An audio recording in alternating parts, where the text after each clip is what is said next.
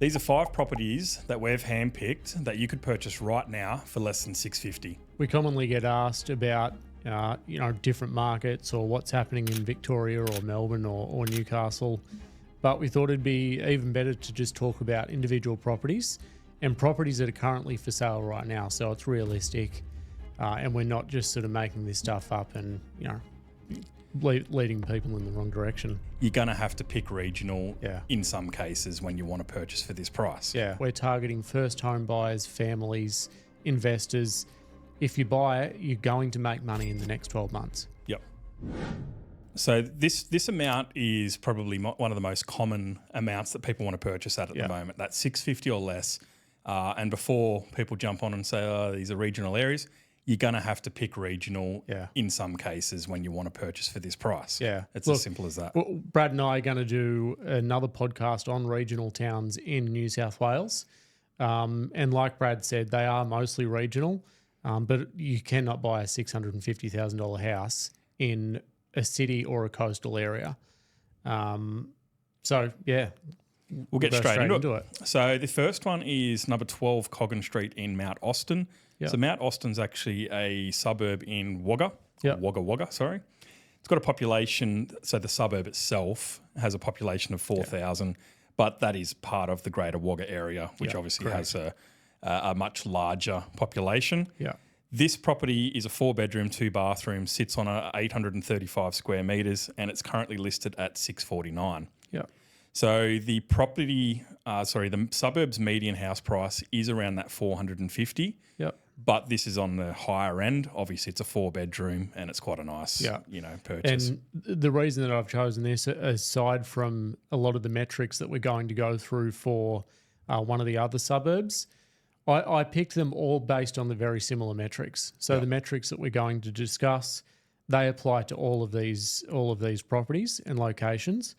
But the reason that I chose these properties is because they cater to every audience within the market. Yep. So as we can see for this Mount Austin or the Wagga Wagga area, the typical makeup of people in that area are families. Yep. In the average age range of 36. Yep. So it's quite young. It is quite young, but we're targeting first home buyers, families, investors, and you can even sell to a downsizer in this market for those 4-bedroom sort of really tidy, low maintenance blocks. And as a regional centre, it has got a lot of military out that way. Yeah. I was unfortunate enough to do a couple of 3, 4 weeks or whatever it was at Kapuka once, and it wasn't much fun. Yeah. But there is a lot happening out that way if anyone has been out there. And I mean, we do discuss economic diversity. That's all a consideration. Vacancies as well. We're purely talking about a growth perspective in this situation. You do need to do your own research in terms of, or your own risk profile. Yeah. With that economic diversity, with potential vacancy periods, who you're going to resell to, and those sorts of things. So. Yeah. So the next one we've got is 57 Websdale Drive in Dubbo. Mm-hmm. So again, Dubbo is a regional city in New South Wales.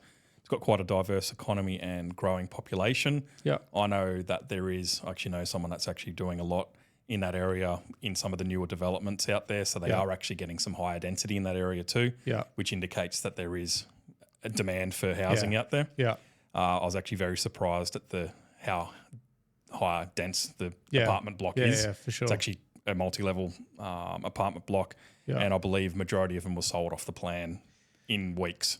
I have to double check, and we'll do this in the other episode for regional towns in New South Wales, but I think Dubbo was listed in the low to medium density rezoning laws, which allows them to build up to 22 metres. So I think it was pretty crazy. I think it was one of those. Seriously, I don't know the exact details.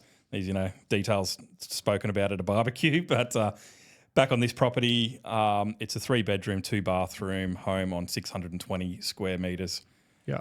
Block. It's currently listed at $579, so still under that $650. Yeah. It's aligned really well with the medium, suburb medium. Yeah. And it's seems to sit. This property seems to sit really well as far as market value goes. Yeah, and that's this is even less than that $650. So to get a 3-bedroom property, a Torrens titled 620 square metre block. That's an easy superannuation purchase, that one. Less than 600 this one. Yeah. You can't go wrong in, like, obviously you've got to do your, as you said, you've got to do your research on and if it is suitable for you, this actual properties. But this is just to give people an idea that you can actually purchase for less than 650. And the reason that one of the big reasons why I listed a lot of these properties in these locations, and I haven't listed properties in Brisbane, Perth or Adelaide, is because we want to be buying in the cycle where you're about to make money straight up.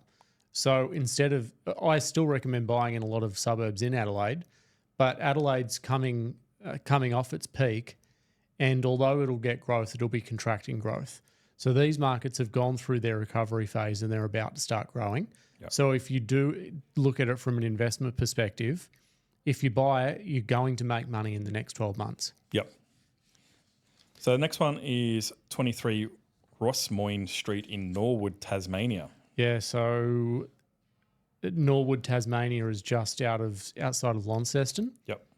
The city, so it's still in that sort of, city hub, although it is considered a regional area. Yep. Very similar to these other properties that we've listed. It's a 3-bedroom, 2-bathroom home on 683 square metres. It was built in 1978, so it is a little bit older, but it is one of those solid brick homes. Yep.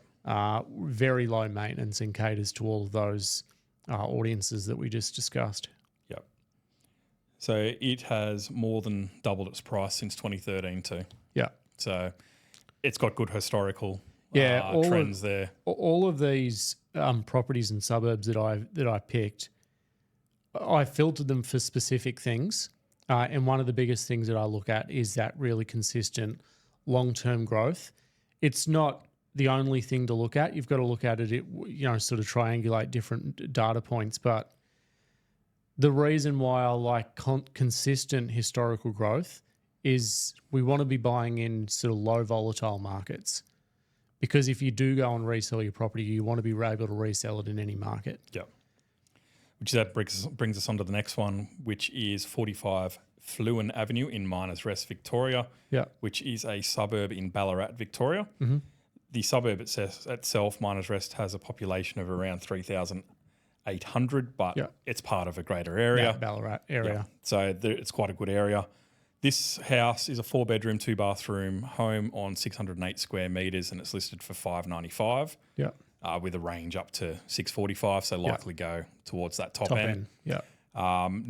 Nearby property have sold at a similar range, so it's well within its market value there. With these, more regional areas, a lot of the people who are in Sydney or Melbourne and even Newcastle, a lot of those really high demand markets where agents really use price in their favour to attract more interest and more potential buyers.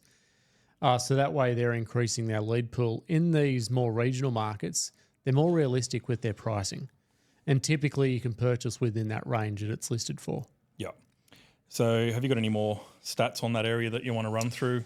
Yeah, so Miners Rest before we get into the next suburb. And for anyone who's interested in more suburbs, you can actually buy 650,000 in some of the Melbourne markets that we did an episode on recently. So go and watch that episode for the different suburbs because you can buy in those markets for 650 as well. For Miners Rest, and most of these stats are applicable, like I said, for all of the other markets. For Miners Rest, we've got current infrastructure per capita at $15,000. So there's a lot of money, $15,000 per capita flowing into that market. So there is a lot of infrastructure going into that Miners Rest area. And that's purely for Miners Rest. That's not for that greater Bendigo area. Ballarat. Ballarat, yeah. Rather. It does have a typical rental yield of 3.63%, which is quite low. We would like to see more than at least 4% in these, sub 700K markets, but you can increase that yield by buying the right asset. And the reason that I've listed this 4-bedroom property that we've mentioned here, you will get a 4.5% rental yield for that property. Yep. Typical price in that market. It comes down to the quality, doesn't it? Exactly. You're not going to pay 4% yield for a piece of shit. If you got a shit house, you're going to get shit yield. Correct. Typical price is in that market is 623. Projected annual ROI is up to 18%, and that's within the next 12 months. 10-year growth has been really consistent, and it's done 90% growth over that 10-year period. In the more aggressive markets or the more high growth markets, I would like to see more than 100%. But when you're buying around that sub 700K, it's quite hard to get those really, really high growth markets. So for a market at this price point to still grow at 90% over that 10-year period, it's a really good market. With its growth rate cycles, so like we said, I'm not sure if we can upload this as B-roll, Brad, but it is coming out of its growth cycle. So it's probably hard to explain, but like I said, you're buying in these markets, which is coming out of its recovery phase, and you're going to get that growth over the next 12 to 24 months. And the reason that we want that, obviously, is to extract equity early and continue to grow a portfolio. Socio-economic, it is 6 out of 10, so it's not terrible and it's not ideal. It's just really balanced. But like I said, it's very similar to those vacancies where you buy the right asset, you're going to attract the right tenant. So you sort of counteracts that sort of that downside to that socio-economic profile. Units to houses, so that's 1%. That whole market's mostly houses. There is 17% renters in that market. So still a lot less than some of the suburbs being pushed in Brisbane. The suburb that we mentioned in Brisbane last week was 53% renters. So there is a lot of demand from that rental side of things. Most of the demand for these markets are for 3 and 4 bedroom homes. So the reason I mentioned buying 4 bedroom homes in this instance, you're catering to both of those markets. Yeah. If there's someone in the market who only needs a 3 bedroom home, they'll still consider buying a 4. Yeah, spare bedroom. Spare bedroom. If it's for the right price, right Correct. Area. Some of the most attractive things for this market is it's affordability. So long-term averages suggest that it should be trading at around 33 years to own.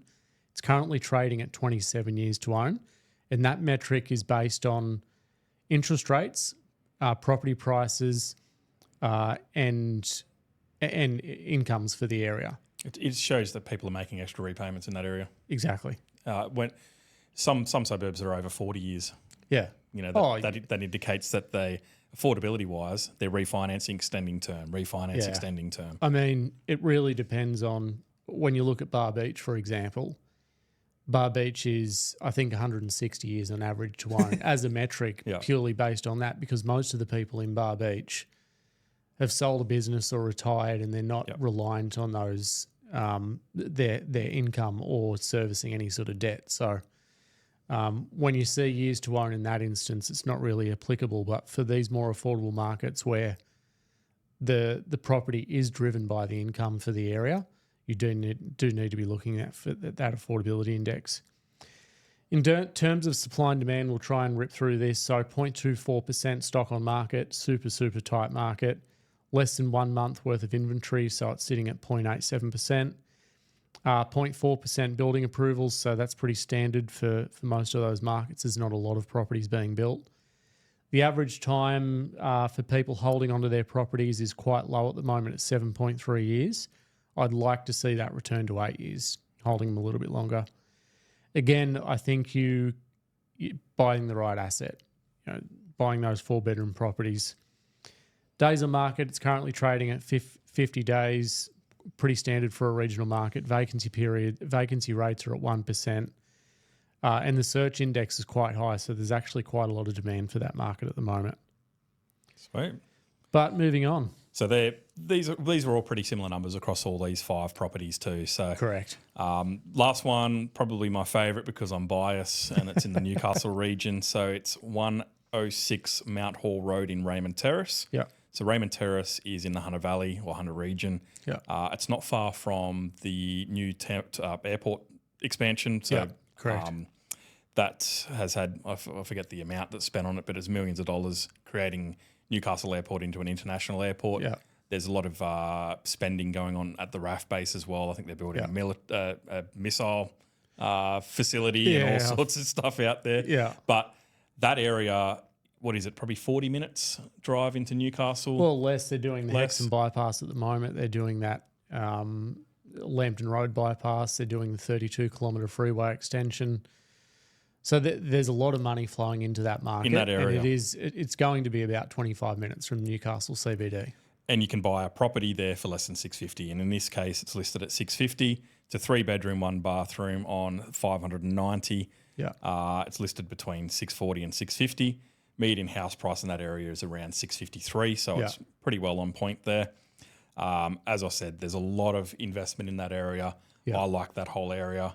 Yeah. I think if you can secure something in there for $650, you're going to do well. And I'm not just throwing this property out there and just being like, go and do it, go just trust me or whatever. I actually suggested this property to a client. Yep. So it is. So that's you how can put hand on heart and confidence. say this is something that you have actually suggested. Yeah, so exactly. If you want a free buyer's agent, go buy these properties. Yeah, we're not buying it, so yes, there's no conflict there. Yeah, but that's literally what we wanted to discuss today. There's five properties you can go out and have a look at now and get a bit of an idea of some certain areas that you should be looking into. Yeah, exactly. And like we said, we did discuss other markets, Newcastle and Melbourne. For people who want cheap properties in those Melbourne markets, you can buy within that price point. So go and check out that episode. Jump on and watch those now. Yeah. Thank you. See you in the next one.